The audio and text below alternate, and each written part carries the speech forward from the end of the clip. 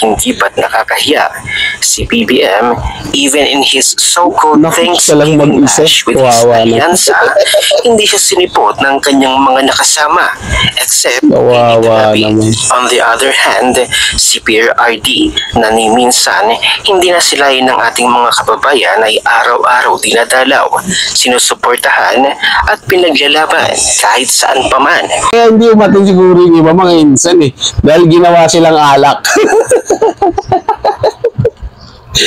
Magandang araw sa atin lahat mga insan. Ako po ang inyong banat insan at muli na naman tayong nagbabalik dito sa isang makatotohanang reaction, commentor at opinion. Ako po ang inyong bungis-ngis insan at kung hindi pa kayo nakapag-subscribe dito sa ating channel, huwag niyo po sanang kalimutan na mag-subscribe at hit ang notification bell para ma-update ka pag may mga bago tayong video. At maraming salamat nga pala sa patuloy na panunood sa ating mga video at lalong-lalo na po maraming salamat po doon sa mga nagsusubscribe po dito sa ating channel. At huwag niyo pong kalimutan na i-follow ang ating Facebook page at TikTok po, Banat Insan. Maraming salamat sa inyo mga insan at patuloy tayong dumadami dito sa ating channel. So yun na nga mga insan, pag-uusapan natin sa araw na ito is yung nilangaw na victory party ni BBM sa kanyang alyansa. Dahil balita ko po ang umatin lang sa kanyang victory party ay si Lito Lapid lang at yung mga ibang nanalo at yung iba pang kandidato niya na mga natalo hindi po ata sumipot mga insan. Kaya wag na natin patagalin to at bigyan natin ng reaction. Ito ay galing po sa channel ni Robin Sweet mga insan. So simulan na natin to. The Max, hindi ba't nakakahiya? Si BBM, natin. Nagkaroon pala ng Alyansa Victory Party sina BBM at ang Alyansa Slate na bawat pangalan ng mga senador na tumakbo na itema pa sa iba't ibang uri ng alak. Kagulat-gulat, hindi sinipot si BBM ng kanyang mga senatoriables maliban kay Lito Lapid. Isa lang umatot, 10 wala. Hindi ba't nakakahiya? Si BBM, even in his so-called Thanksgiving bash with his alyansa, hindi siya sinipot ng kanyang mga nakasama, except Lito Lapid. On the other hand, si PRRD na ni minsan hindi na silayin ng ating mga kababayan ay araw-araw dinadalaw, sinusuportahan at pinaglalaban kahit saan pa man, kahit na pagdating sa The Hague, Netherlands. Yun nga yung mga insan, diba? Kita nyo naman si PRD nasa The Hague, Netherlands, pero sinasamahan ng taong bayan at patuloy na dinadalaw doon. Samantalang ang ating Pangulo, ano nangyari? Alyansa niya na yan, pero walang umatin sa kanilang victory party. Bakit? Bakit ganun mga insan? Kagnay pa rin ba yan doon sa hinahanap niya na 20 billion na budget na hindi yata nagamit ng maayos? Sobrang nagkakagulo po ngayon mga insan ang alyansa. Yan ang patunay mga insan, di ba? Nakita niyo naman, victory party na yan. Dapat masaya sila dyan dahil may mga kasama sila. Ang dami naman sa grupo nila pumasok, nanalo, pero walang umatin. Tang si Lito Lapid lang. Hindi ba consistent sa pagiging loyal kay Marcos? Sana naimbitahan dito yung mga ibang tansong palangka Dapat nanguna din mga tansong vlogger. Yung chances kaya sa Canada, dapat inimbitahan yun. Yung mga masugid na, tsaka si Sangkay Janjan, yung mga masugid na vlogger ni BBM. Para sinamahan nila, di ba? Hindi naman parang langawin yung victory party nila. Victory nga nila yun kaso mga insan, parang yung mga tansong vlogger na yan at yung iba pang mga anti-Duterte, busy po sa paghahanap ng mga ipupukol nilang kasiraan sa mga Duterte. Kaya hindi na nila nabigyan ng pansin yung kanilang victory party. Ito mga insan, tuloy natin. Ano kaya ang dahilan? Bakit hindi sumipot ang Alyansa Slate? Watak na yan, kanya-kanya na. Narito ang dahilan. mga tagay ng talunan, na naiwan ng rehistro. Ito na siguro ang pinakamasayang menu na hindi nila binasa bago i-print. Sa Thanksgiving ng Alyansa para sa Bagong Pilipinas, inihain ang mga pangalan nila, ginawang alak na pinangalan sa kanilang Senate slate. Problema lang, may mga pangalan dito na nilampaso ng boto at hindi na sumipot sa party. Ang totoo nga, si Supremo lang sa mga nanalo ang dumalo sa pagtitipon. Loyal Supremo. Nakakatawa, hindi man lang naisip i-revise ang listahan. At teka, nasaan si Amy Marcos, ang endorsed ni Inday Sara?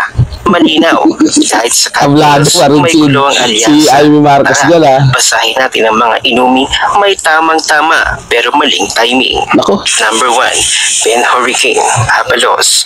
Parang bagyong di naman dumaan sa radar. Mainis sa simula pero biglang nalaos. Malakas ang tama sa umpisa pero hangover agad sa bilang ng boto. Lasang count muna bago press con. Number 2. Lasa nga naman press con. Bilib ako dito kay Bebe Rabalos mga insan. Lakad-lakad ako sa amin dun sa Cebu.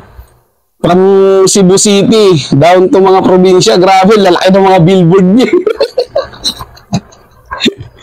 Ang lalaki ng mga billboard niya talaga mga insan. Grabe. At pag-iisipin mo, magkano kaya gastos nun? Magkano kaya yung pa-print nun? Diba? Yung paggawa ng mga insan. Diba? Sobrang ang lalaki talaga. Yung mga billboard niya, alam mo yung mga billboard sa siningan, ganun na ganun mga insan. Kaya nakakapagtaka yung pondo na yan, sino nag-funding yan. Diba? Siyempre, nasa administrasyon siya. Malamang alam na natin kung sino. Kaya lang, sayang yun. Palo eh. Alam mo na dyan. 2. Cosmopolitan, Binay. Ay, Binay. Klasikong social. Mandidato lang para sa Makati. Ang lumang dynasty na pinilitipay hindi para sa taong bayan. Smooth sa presentation. Pero after 2 spins, parang gusto mo na lang umuwi sa Taguig. May aftertaste ng city identity crisis. Number 3. Buong Island Ice City. Reveal. Wow, overacting ang tamis. Pero walang tunay na sipa. Dapat kasi Ebat Adan sinihibong. May kasama pang pork. Yun ang uso, hindi na bunot eh. Pero huwag kang mag-alala, di pa raw final ang resibo. 4. Pia Colada, Cayetano. Matapang pero balanced, parang kombi ng beach vibes at Senate hearing. May legal kick na may kasamang protein shake energy. Inumin ng mga titang ready makapagsabayan kay Inday. Pwede, basta wag lang lalagyan ng Cayetano Complex. Oo, wag lang. Naalala ko yung ente ah. Walang halong kalukuhan. Inumin ng mga gustong ng audit habang umiinom. Di man exciting, pero matatag kapag may anomalyang naaamoy. Bantay budget in the glass. Timplang para sa mga nagmo-monitor ng pork insertions habang nag-cheers. Number 6. Blue Supremo. Lapid. Tahimik. Steady. Pero parang laging may iniisip. Inumin ng mga Sibutang lang nga daw yun. Sanay na kasi. Lasang classic action star. Walang subtitles. Parang alak na palaging present kahit walang order. 7. Manis knockout punch. Pacquiao. Matamis, moralistic, at may kasamang sermon. Akala mo winning formula. Dapat manatili ka lang sa Mindanao. Kampihan mo sa Mindanao din. Lasang chosen one na hindi pinili ng taong bayan. Boom, blackout. 8. Mojito Soto. Nostalgic ang timpla. Parang lumang kanta sa videoke, kilala mo pa rin kahit gasgas na. Best serve sa reunion ng Double Cuts o kung gusto mong alalahanin ang panahong simple pa ang Senado. May kasamang throwback pero di na makabago. Number 9. Gin and Tonic, Trentino. Pinakakong pangmasa.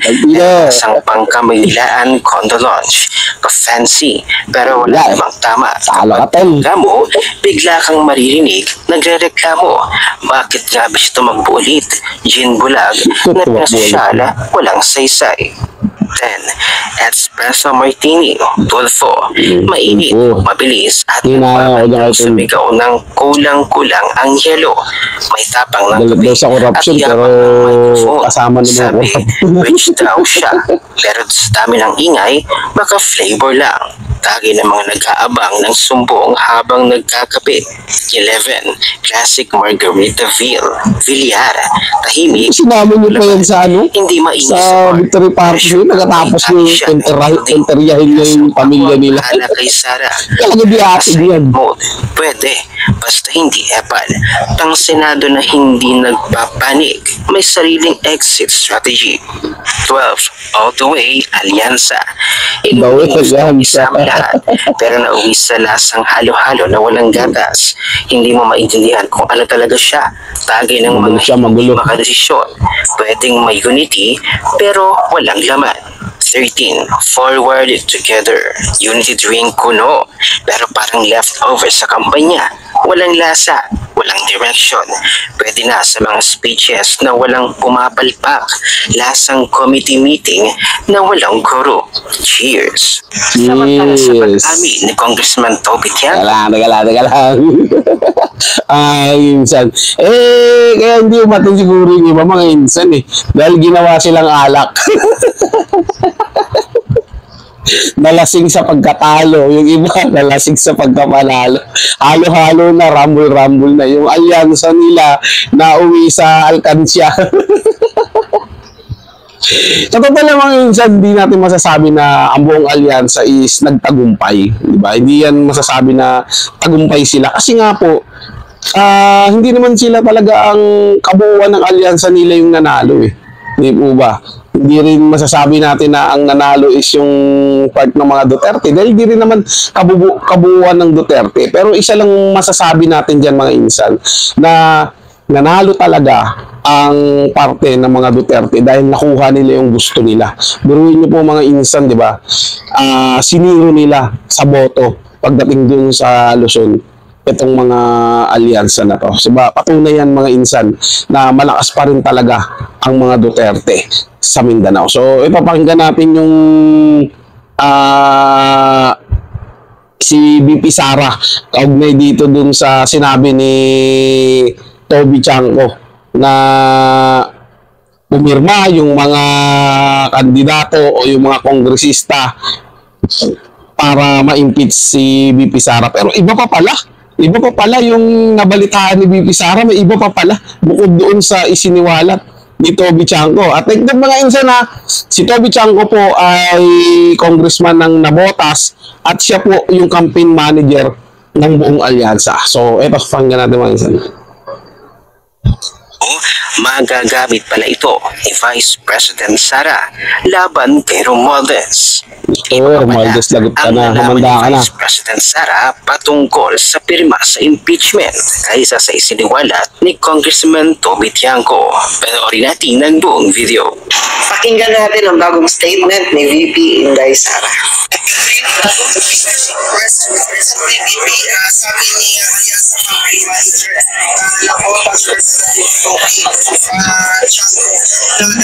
sa national release ng mga proyekto na ipinasamadyan niya sa nakapirma sa impeachment sa Congress statement.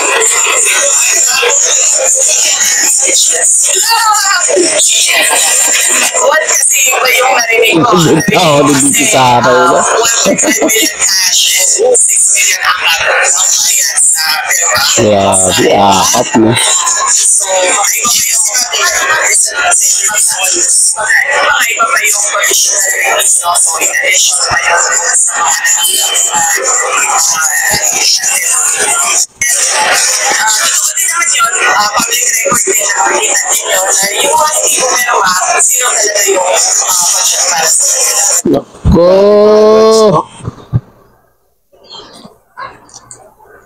Grabe mga insan, Iba pa rin pala yung nalaman ni VP Sara Duterte at iba din yung isiniwalat ni Toby Tiangco. Talagang totoo talaga yung pag pumirma ka, may budget ka, may mga akap ka, may mga paayuda ka. Pero yung paayuda na yan, mga insan, sa totoo lang, hindi naman lahat nabibigyan. Hindi naman lahat nakakakuha. Diba?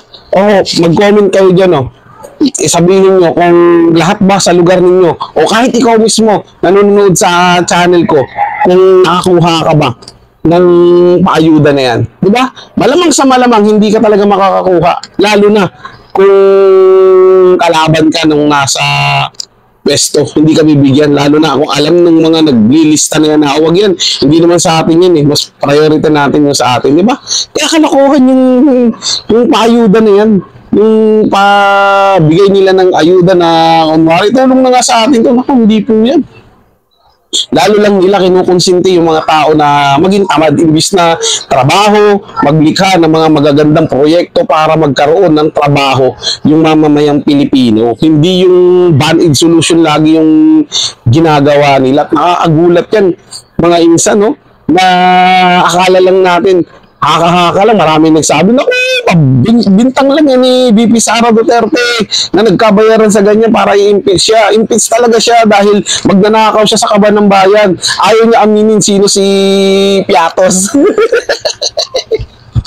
Yan yung pamatay ng mga tansong talangka at saka yung mga anti-Duterte. Sino daw si Piatos? Ay nako mga insan, huwag na lang natin sagutin yan kung sino si Piatos. Ang masasabi ko lang, si Piatos po ang dahilan kung bakit humina yung mga makakaluwang grupo na yan. Ay, sus! Kaya gusto nyo malaman kung sino yan. Siyempre, para balikan nyo si Piatos, sila yung dahilan kung bakit na pangalanan nitong mga makakaluwang grupo na to at bakit napatigil yung ano nila, yung pagre-recruit nila. O, yun yung dahilan yung mga insan. Kaya sino ba ang mas nagpupursige na malaman at makilala yung mga pinagbigyan ni BP Sara sa confidential fund? Siyempre, yung mga makakaluwang grupo. Dahil babalikan nila sino yung mga tao na yun eh. Di ba? At saka bawal sa batas yan na i-ano mo yung confidential fund. O, di ba? Kung transparent kayo, lahat ng may mga confidential fund, imbestigahan ninyo. O, di ba? Ganun lang yung mga insan eh. Huwag yung isang tao lang dahil lahat naman ng nakaupo dyan sa pwesto may confidential funds. So, kung patas kayo kaso nga lang, isang tao lang yung gustong pabagsakin nyo kasi nga may tinatago kayo at may niluluto kayo. Di ba? So yun na po mga insan, maraming salamat sa inyong panonood at huwag pong kalimutan na mag-subscribe dito sa ating channel. Ingat po kayo palagi. Paalam po.